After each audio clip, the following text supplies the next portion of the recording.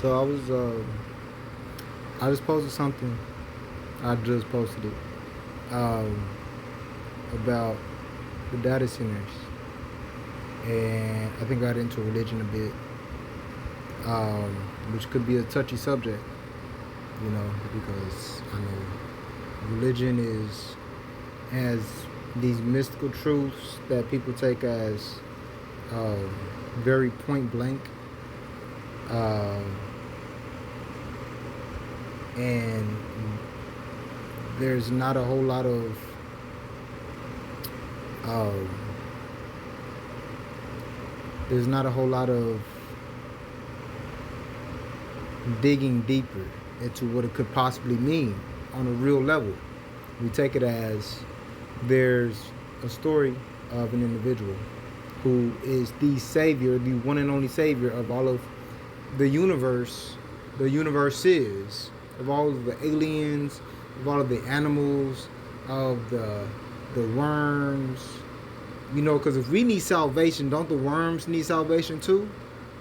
Parasites and beetles and caterpillars, um, don't all of them need salvation? If we need salvation, then surely the ones that we step on because they're so small, they also need salvation.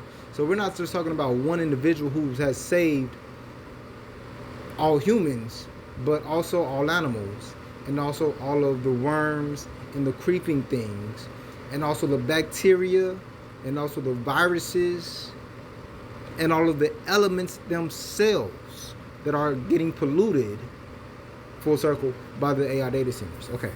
But I kind of want to go on to religion and spirituality because that's where my head just naturally goes. Um, I don't think we think about it enough. If we have a single individual that has saved humanity, animals as lions, zebras, giraffes, monkeys, um, all of the animals, all of the plants. He saved the plants from going to hell. Does that sound crazy? That doesn't sound crazy. Does it sound crazy? It might sound crazy. But if we're talking about, excuse me, I got something going on my tablet here.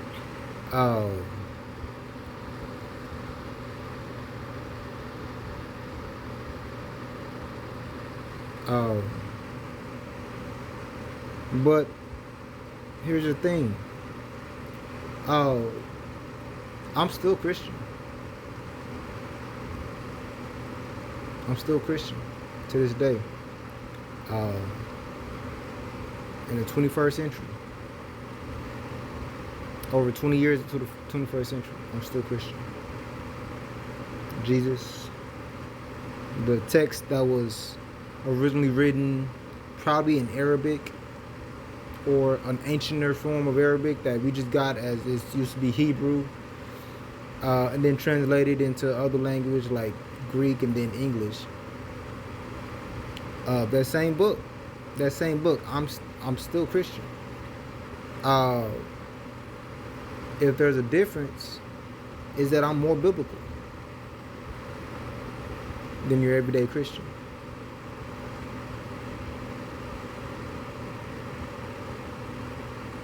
Yeah.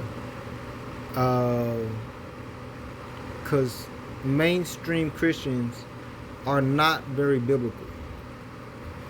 They're very Christian, but they're not very biblical. And I think that's our difference.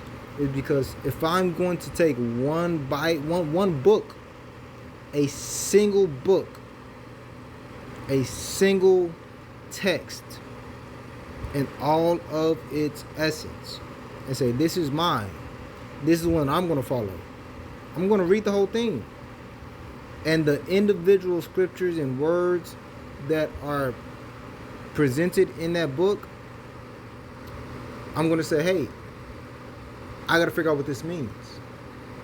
If it says this, I'm going to take this for what it is. If it says that Jesus came down and he said, look, you say that I'm a blasphemer. I blaspheme because I say that I and the Father are one. I'm in communion with the Father. Right? If he says I'm in communion with the Father and I and the Father are one, then I'm being persecuted because of that. But I know your laws. I know your ancient laws. The text that you claim to live by and the text that you claim to live by says that you are gods. So if your text says that you are gods, how is me saying that I'm a god is a problem? Right? Now get it. I know that the Bible has been translated over into other languages. It's been distributed massively over time. And we have humongous churches now. We don't have, it's a church of 10 people. That they're faithful, they're believing, they follow it to the script. Or we have a temple of 34 people. They're believers. They follow it. They take all the sacraments. They take them seriously. They rest on the Sabbath. They don't work in the world of mammon like the rest of the world. But that's not the case. We have churches of thousands. You know, I would say like some of these churches, you can fit like 700-800 people in them. And they have multiple services every week just to fit everybody's schedule. So you have thousands of members that are coming to these churches, the single churches, in 1 week, right? And it's not an intimate, but it's not an intimate system. It's a system for the masses, which, if you know anything about large groups of people, large is here or there. You could say a group of 15 people. You take 15 people. I'll leave the stretch it out a little bit. You take 40 people.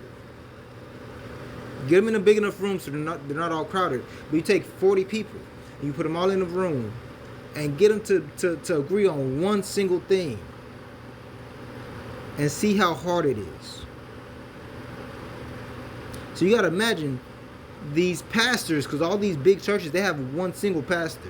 Yeah, they have some other guys in the background and this and that, but they have one leader. And he's teaching these thousands of people every week of his entire life. And that's how he makes his money. That's how he feeds his family. That's how he sends his kids off to colleges and helps them buy houses and all this other stuff. They're not going to agree on one thing. So he can't get very specific. All that to say, religion has been made for the masses. And it wasn't supposed to be that. It was supposed to be for like a certain group of people who could understand what they're talking about. And not everybody can do that. Right? A certain group of people who could understand a higher knowledge.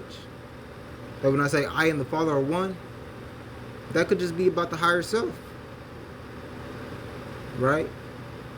Right? So if I say I and the Father are one, I could be talking about my higher self. Or the Most High, it could be about my highest self.